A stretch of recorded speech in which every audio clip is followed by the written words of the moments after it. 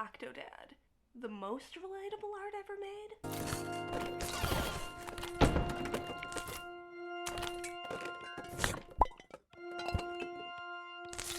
I didn't think he was ever going to show up.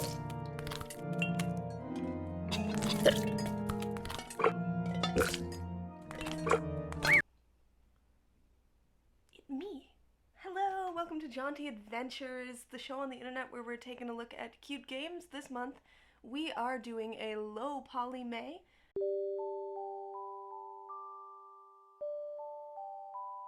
In which I look at low poly indie games and the retro fare that inspired them. This week we're taking a look at Octodad, the Dadliest catch on Nintendo Switch. 10 out of 10. Just right out of the gate.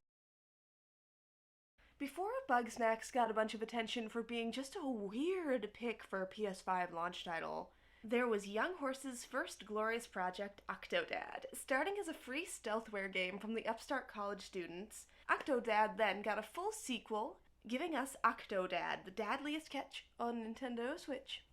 You play as Octodad, an octopus in a suit who has the world fooled that he's a human, which, same, honestly.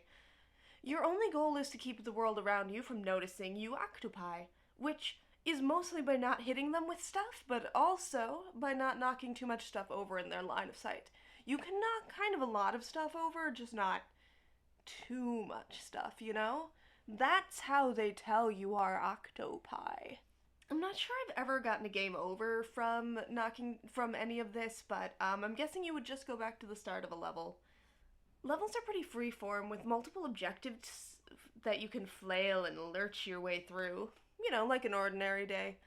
They're capped by a boss battle with a psychotic chef who wants to eat you. You know, like working retail. The main feature of gameplay is going to be the weird controls. Each joystick controls a separate tentacle with full, 360-degree tentacle motion action. You then press ZL to switch, or ZR to switch to the leg tentacles. Everything is controlled kind of in like a full 3D, and it has a really odd sense of movement that can be hard to conceptualize at first. And it's pretty tricky to pick up, actually. That's part of the fun. Mastering it's oddly satisfying, and makes the late levels extra fun as you tackle the harder challenges that would have been impossible at the beginning. But mostly it just means when you first pick up the game and flail ridiculously about, it's a good time. Play it with a friend. Let them laugh at your flails. Laugh at their flails. Please remember this current footage that I've been playing is my second or third playthrough, so I spent a lot longer flailing about to get my start my first time around. Octodad, as you can see, takes place in a brightly colored and mildly mid-century world. The plot, such as it is Octodad living through a normal day.